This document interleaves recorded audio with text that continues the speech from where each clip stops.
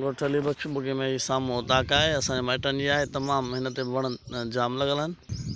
हीअ मुंहिंजी सूफ़ण ॿेर जी जेकी आहे सो चकी लॻल आहे, सूफ़ण ॿेर हणाई आहे मूं। उन खां पोइ हीअ टाली जी चकी लॻल आहे मूं वटि पंहिंजी उताक ते।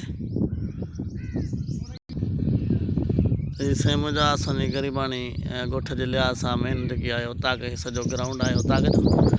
ऐं माशाअल्लाह हीअ वॾी लिम आहे, वॾी लिम आहे, हेॾां जी दुकानु आहे।